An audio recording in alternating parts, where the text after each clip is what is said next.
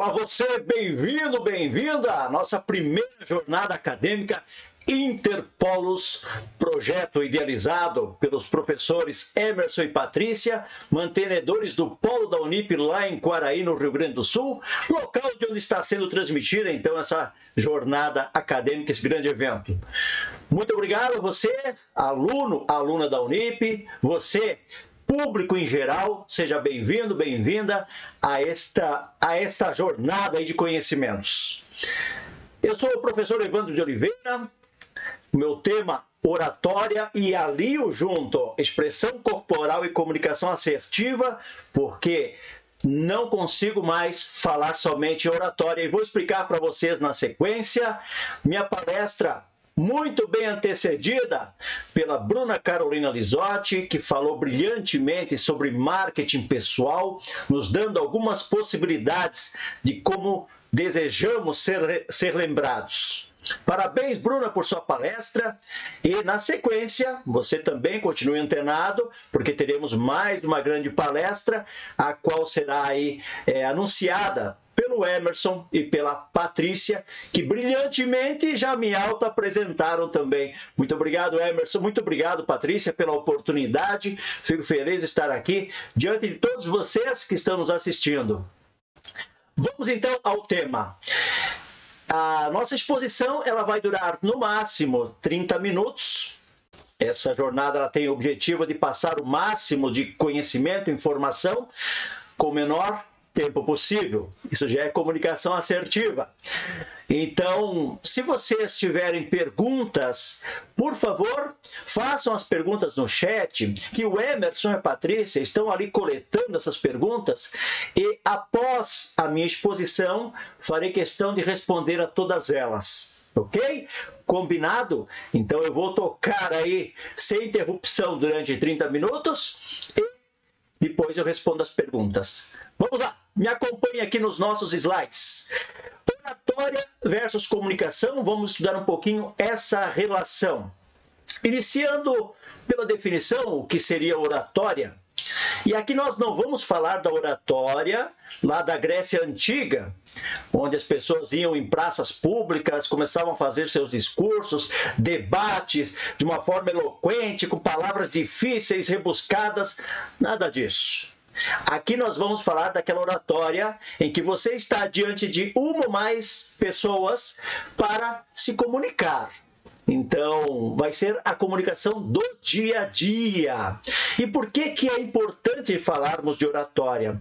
Particularmente, a oratória me acompanha desde a minha infância, minha adolescência, até hoje, desde a época de escola, ensino fundamental, faculdade, os trabalhos, todos os cargos, todos os níveis, né, as promoções que eu consegui nas empresas, meus relacionamentos, as amizades, relacionamentos amorosos, inclusive, tudo teve influência da oratória.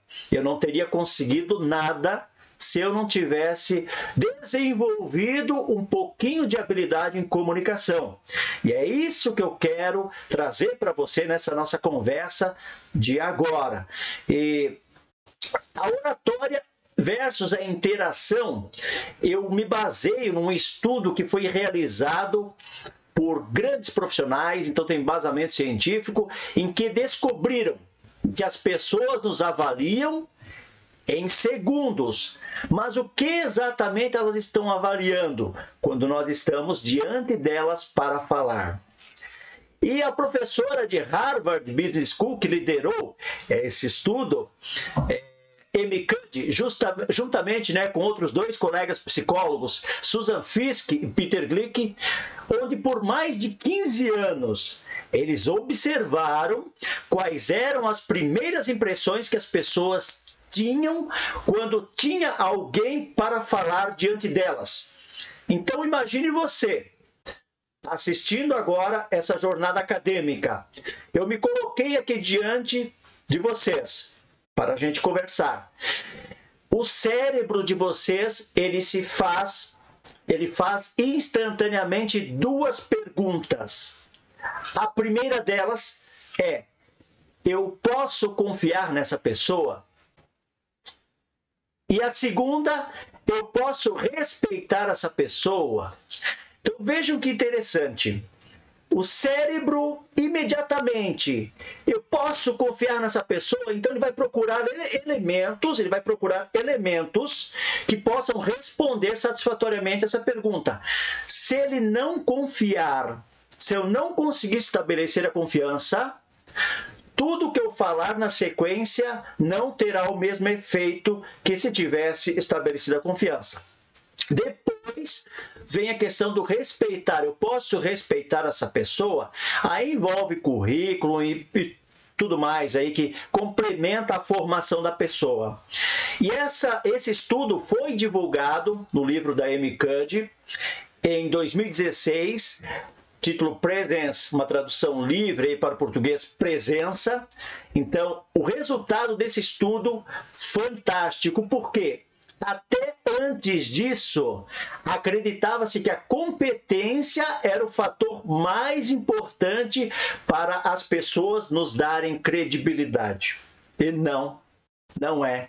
E derrubou o quê? Derrubou também a arrogância, a prepotência, os títulos. Porque eu sou mestre, porque eu sou doutor.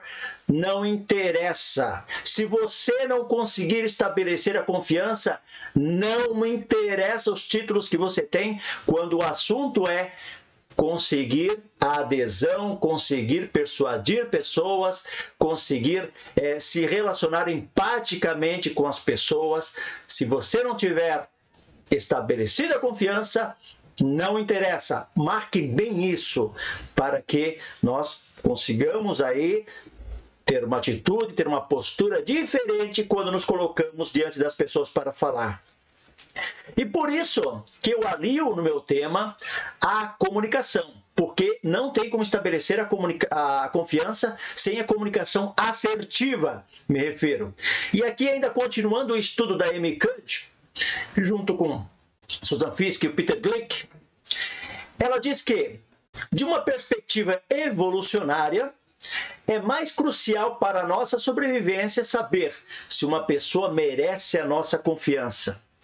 Uma pessoa calorosa, confiável, que também é forte, provoca admiração.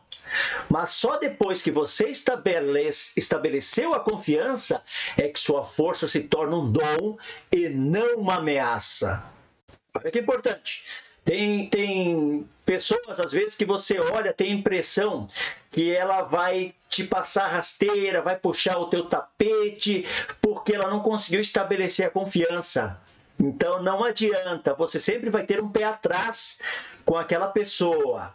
Se alguém que você está tentando influenciar não confia em você, você não vai chegar muito longe. Na verdade, você pode até provocar suspeitas, porque você pode parecer apenas um grande manipulador. Diz Cuddy. Olha o quão é importante estabelecer a confiança. E por isso, então, eu trago a comunicação assertiva para nos ajudar nesse grande propósito de atender o inconsciente do nosso interlocutor, daquela pessoa que está lá, que está nos ouvindo, que são vocês nesse momento, por exemplo. Ok? Então, nós partimos aqui do conceito, entendermos um pouquinho o que é a comunicação assertiva. Para tanto, eu me embaso nas definições. Comunicação assertiva significa emitir uma mensagem seguindo um objetivo, com coerência entre sentimentos, pensamentos e atitudes. Quem nos diz isso é Sandra Godoy, especialista em comunicação. E ainda, ser assertivo, diferente de ser agressivo, é comunicar-se de maneira franca e aberta, feita de maneira adequada, sem provocar constrangimento aos direitos das outras pessoas. Reinaldo Passadori, que também é especialista em comunicação e mestre em neuromarketing.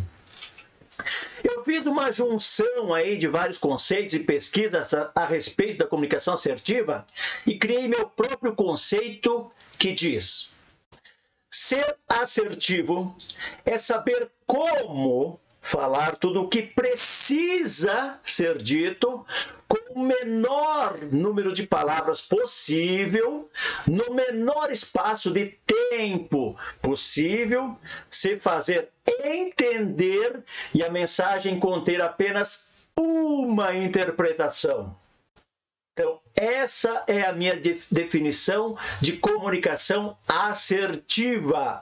Espero aí que você tenha assimilado um pouquinho e depois vai ficar gravado aí essa jornada acadêmica. Sempre que precisar, retorne aos nossos slides para você ter essas informações, caso houver dúvidas. E o estudo e a prática evidenciaram esse gráfico aí que muitos conhecem. Esse gráfico aqui, ó, ele surgiu do estudo do psicólogo, psiquiatra Albert Mehrabian em 1967, onde após 2 estudos ele concluiu que numa situação de incongruência, o que é incongruência? Incongruência é quando não está alinhado o que eu estou pensando, o que eu estou falando e o que eu estou demonstrando. Quando não está alinhado, gera uma situação de incongruência e o que prevalece é isso aqui, ó. 55% expressão corporal. A linguagem corporal determina o que as outras pessoas vão interpretar ao nosso respeito. 38% é o tom de voz, a forma como a gente fala, a eloquência, o volume, a tonalidade. E apenas 7%, mas não menos importante, opa, quase saiu aqui minha mão da câmera, não menos importante, fica o conteúdo. O conteúdo, não menos importante, mas apenas 7% num caso de incongruência.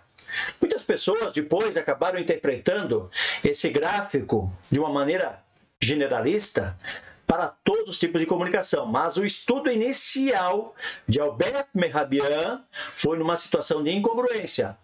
Ou seja, o que eu penso tem que estar de acordo com as palavras que eu estiver falando e com a minha expressão corporal, o que eu estiver demonstrando. Preste bastante atenção nisso. A dica do pai da administração moderna, também referente à linguagem corporal. O mais importante na comunicação é ouvir o que não foi dito. O corpo fala, gente. O corpo fala. Tem até um livro específico para isso. O corpo fala. Se você não leu ainda, recomendo a leitura aí do Corpo Fala. Eu não sei se vocês concordam comigo, mas o grande inibidor de nós estarmos diante de outras pessoas para falar é o medo.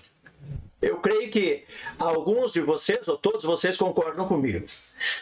E nós temos alguns sintomas quando nós estamos diante das pessoas para falar.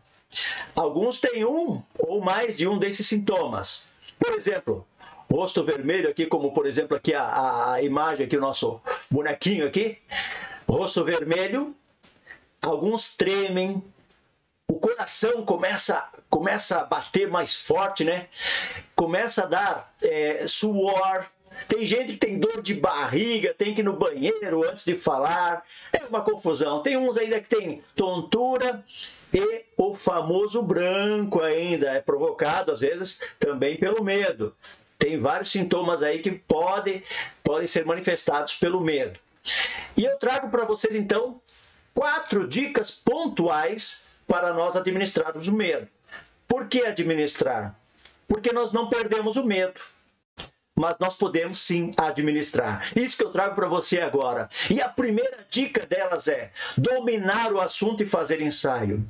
Quando eu falo dominar o assunto, não é você dar uma estudada, achar que entendeu, leu 2, 3 fontes aí, achar que é o rei do assunto. Não, nada disso. Dominar o assunto é transbordar conhecimento, tem que sair da sua cachola conhecimento. E eu faço isso mensurando o tempo. Por exemplo, se você vai dar uma palestra ou uma pequena apresentação de 10 minutos, por exemplo, esteja preparado com estudo, conteúdo suficiente para falar pelo menos 3 vezes mais o tempo que você tiver a dispor. Então, em 10 minutos, como usei de exemplo, 30 minutos no mínimo você tem que ter de conteúdo. Você tendo mais conteúdo, você consegue encaixar no tempo que for. Mas agora, se você tiver pouco conteúdo, vai sobrar muito tempo. Uma, por quê? Quando estamos com medo, nós aceleramos as palavras e acaba, então, reduzindo o tempo da apresentação. Acabamos comendo conteúdos, né? A gente fica com aquela impressão, eu devia ter dito isso, esqueci, estava nervoso, não consegui falar isso ou aquele outro. Então, o medo provoca isso. Se você tiver dominado o assunto, vai te dar um pouco mais de confiança e você vai ter conteúdo, repertório de sobra para que você consiga se manifestar com clareza durante todo o tempo pretendido. Fazer ensaio é um outro item que entra nessa primeira observação. Fazer ensaio hoje está fácil, temos aí smartphones que você pode se gravar, se ver, mas o principal ensaio, o principal é você conversar com as outras pessoas a respeito do seu tema. Esse é o principal ensaio, vai te dar muita confiança, muito conhecimento, vai auxiliar você a dominar o assunto. Ele vai se tornar familiar o conteúdo para você. Então, essa é a melhor forma de ensaiar. Você conversar com as pessoas sobre o assunto. Segunda dica, estar entusiasmado pelo tema. Arrume algo para você se empolgar ao falar sobre aquele assunto que você precisa falar ou deseja falar. Esteja entusiasmado. Se você não estiver empolgado, não estiver entusiasmado, não conseguirá convencer as pessoas. E elas até vão pegar no sono. Ficar complicado. Terceiro, acreditar que vai ser bom. Aqui já vem um exercício mental. Quando nós estamos com medo, nós evitamos de estar diante das pessoas para falar, porque nós imaginamos que nós vamos errar, nós vamos gaguejar, vai dar branco, e as pessoas elas vão começar a rir de nós, vão tirar sarro, e hoje é fácil da gente virar um meme aí na internet, vocês concordam comigo, né? Então a gente acaba nos inibindo aí de nos apresentarmos. Acreditar que vai ser bom implica em você não pensar mais nisso. Você se imaginar fazendo um ótimo discurso, conseguindo transmitir sua ideia com clareza, mantendo uma sequência lógica, as pessoas entendendo, concordando com você e ao final você sendo aplaudido, sendo homenageado. Então imagine um cenário bom na sua cabeça. Por que você tem que imaginar? Porque você está preparado, lembre-se, dominou o assunto, está entusiasmado, vai ser bom. Acredite que vai ser bom. E respirar diafragmaticamente é uma outra dica que eu trago para o medo. Principalmente as questões fisiológicas que ele nos proporciona. Como eu mencionei no começo lá, suor, tremedeira, vermelhidão, esse tipo de coisa. E eu trago até para ilustrar a questão da respiração diafragmática, a imagem de um bebezinho dormindo, que vocês podem olhar aqui no slide. Por quê? Porque quando nós nascemos, vocês observam que o bebezinho dormindo, ele movimenta, quando está respirando, logicamente, a barriguinha. Vai para frente, para trás e tal, né? Para cima e para baixo. A barriguinha. Quando nós nascemos, nós respiramos corretamente. E quando crescemos, por uma questão de postura, alguém nos diz: barriga para dentro, peito para fora. Certo? E daí nós passamos a respirar, então, movimentando o tórax. Essa não é a respiração adequada. A respiração adequada é a respiração diafragmática.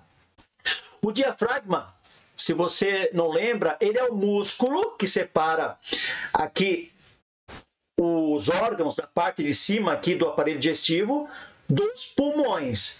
E ele é como se ele fosse uma bacia invertida, uma bacia de cabeça para baixo. Quando nós inspiramos, esse músculo ele se arca. Ao fazer isso, ele faz uma massagem nos órgãos da parte de cima do aparelho digestivo.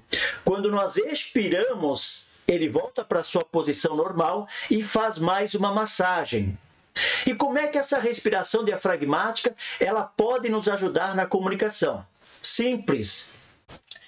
É a respiração que leva o oxigênio através do sangue para o cérebro. E se nós respirarmos diafragmaticamente umas 3 ou 4 vezes antes de nos apresentarmos, nós vamos oxigenar bem o nosso cérebro. E o nosso cérebro bem oxigenado, ele vai reduzir esses sintomas que eu falei para vocês, que sintomas do medo. Vermelhidão, a tremedeira, o coração acelerado, dor de barriga, enfim. A tontura também ele reduz. E principalmente, se você cumpriu o que nós falamos ali na questão de dominar o assunto, acreditar que vai ser bom, fez ensaio, se der branco na hora que você estiver falando, é porque o seu cérebro não está bem oxigenado. Então, um pouco antes, está chegando a sua vez de falar, respire umas 3 ou 4 vezes profundamente, movimentando a barriga. Respire diafragmaticamente. Fiz questão aqui de frisar bem essa parte, porque vai lhe ajudar. Outro elemento para estabelecermos a confiança das pessoas é a postura. Aqui temos uma ilustração de uma modelo. Para modelo, para fotografia, uma postura adequada. Para a comunicação, não. Então eu trouxe esse pequeno contraste para vocês. E aqui eu trago então algumas dicas. Primeira delas, quando estiver sentado, encoste as plantas dos pés no chão, deixe a planta do pé totalmente deitada no chão, ou cruze elegantemente as pernas. Ao cruzar as pernas, cuidado, porque nós podemos estar com medo, que é normal, né?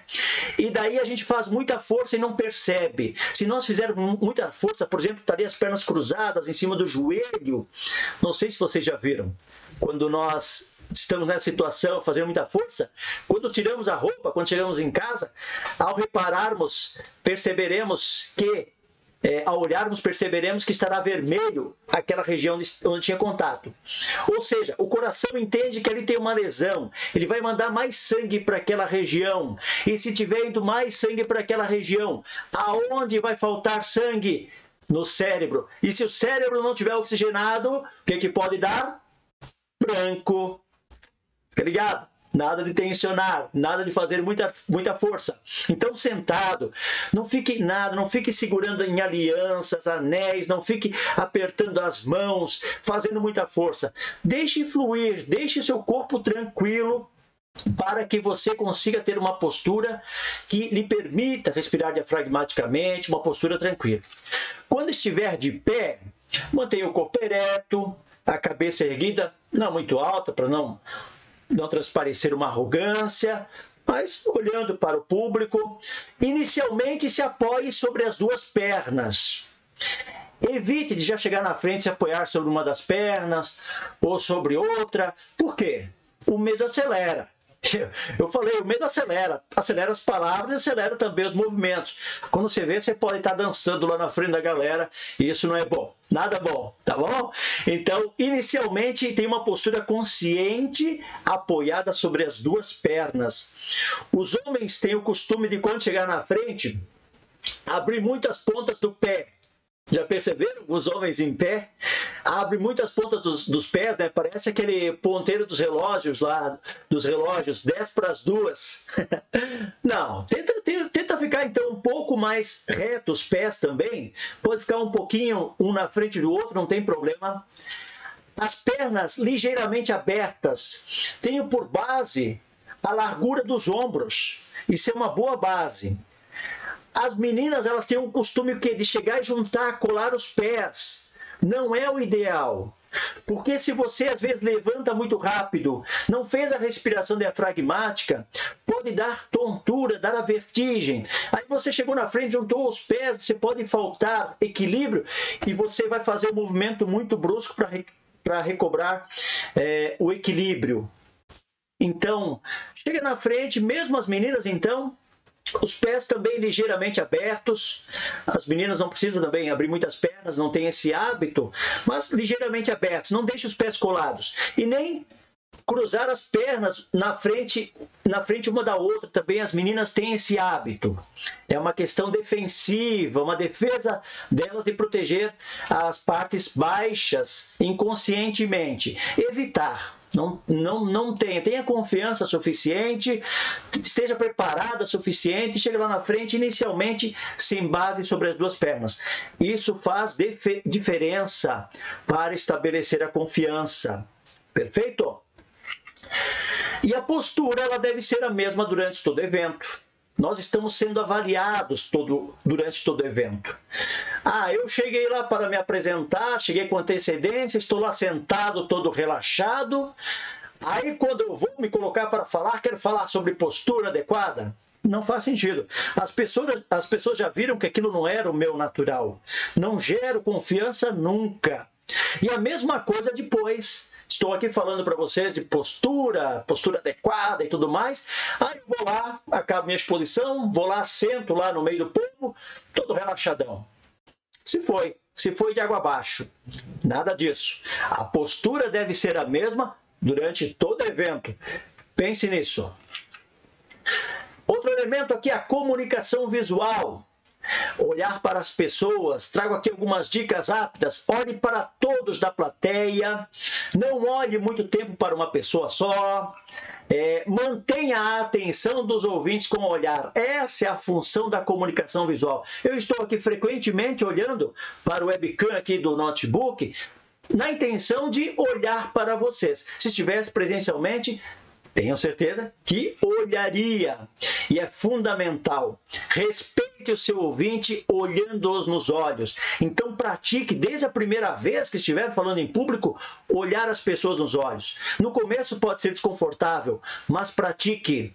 Pratique. Respeite as pessoas olhando-os nos olhos. Se elas estão lá é porque elas querem te ouvir. Perfeito? Os gestos.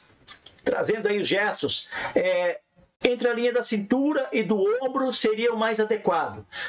Salvo exceções, quero falar do teto, falar do chão, aí vai passar esses limites, mas o ideal é ficar nesse parâmetro.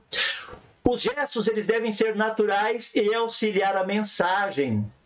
Eles precisam acompanhar a velocidade do conteúdo. Por exemplo, eu vou falar a palavra calmamente, eu vou fazer um gesto lento, não vou falar calmamente com um gesto rápido e nem acelerar a palavra. Fica totalmente incongruente, como eu falei anteriormente. Não devem ter várias interpretações. Nós somos um povo malicioso, tem que cuidar com os gestos involuntários. E eles serão mais enfáticos se realizados ao lado do corpo, porque o nosso cérebro ele enxerga em desenho. Eu formo nesse momento para vocês uma coluna aqui. Eu faço gestos aqui na frente, auxiliam a mensagem, sim, auxiliam, mas não mudam o meu desenho, o meu contorno. Se eu faço, por exemplo, uma criança de 5 anos aqui, o cérebro de vocês é obrigado a fazer esse contorno. E ao fazer esse contorno, mais a forma como eu estou falando, meu tom de voz, mais a própria palavra em si, vai fixar por muito mais tempo na cabeça de vocês do que se eu fizer o mesmo gesto aqui, uma criança de 5 anos aqui, querendo mostrar a altura dela. Perfeito? Então procure fazer gestos mais ao lado do corpo.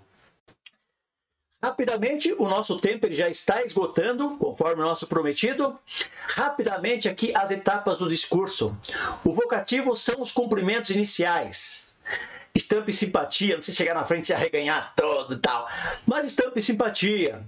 Cumprimente a autoridade, a plateia. Eu cumprimentei vocês, cumprimentei o Emerson, a Patrícia, a Bruna. Agradeci, né? Quem convidou para falar, então agradecer a oportunidade, interagir com alguns conhecidos, no caso a Bruna, o Emerson, a Patrícia.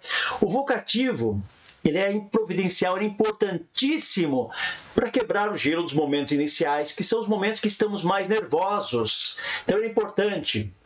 E depois sim, entramos na introdução. Eu sempre digo que se eu tivesse cabelo, já começa por aí, e tivesse um penteado chique desse aí, vocês iriam perder um determinado tempo querendo identificar que bicho que eu tenho na cabeça. E lembram do estudo da Amy Cuddy? O cérebro precisa responder instantaneamente se pode confiar em nós e se pode nos respeitar. Então nada pode distrair as pessoas nos nossos momentos iniciais. Esse penteado certamente distrairia vocês. Para a introdução, utilize aproximadamente 20% do tempo total. Então estipula lá, você vai falar durante 5 minutos, 1 minuto para a introdução, vocativo e introdução. Começar com um exemplo próprio, uma história, já prende atenção de imediato e sempre é bom. Dramatizar, então colocar alguns detalhes que as pessoas vão entender melhor o seu discurso. Para o desenvolvimento, usar aproximadamente 60% do tempo total. No mesmo exemplo de 5 minutos, seriam 3 minutos. Atender aos emocionais, racionais, auditivos, visuais, sinestésicos. Pesquisem na internet sistemas representacionais, que vocês vão encontrar muito sobre isso que eu estou falando. Utilizem recursos que facilitem a assimilação. Lembre quando eu falei do diafragma, eu disse que parece uma bacia invertida de cabeça para baixo. Muita gente talvez não lembrava do diafragma, desse músculo, né, que separa os pulmões do aparelho digestivo. Mas todo mundo sabe como é que é uma bacia de cabeça para baixo, então facilita a assimilação. Última etapa do discurso, a conclusão. A conclusão serve para nos levar normalmente a 2 caminhos. Ou pedir para que façam algo, ou um pouco mais adiante ali, para que reflitam sobre alguma coisa. Uma reflexão. Para a conclusão, então, os últimos 20% do tempo, outro 1 minuto que falta, deixa claro que vai terminar. Para isso utiliza em suma, para finalizar, concluindo, resumindo. Então deixa claro porque o cérebro ele desperta quando ele ouve essas palavras. Perfeito? Sintetiza a exposição. Bem, nós vimos isso, isso e aquilo.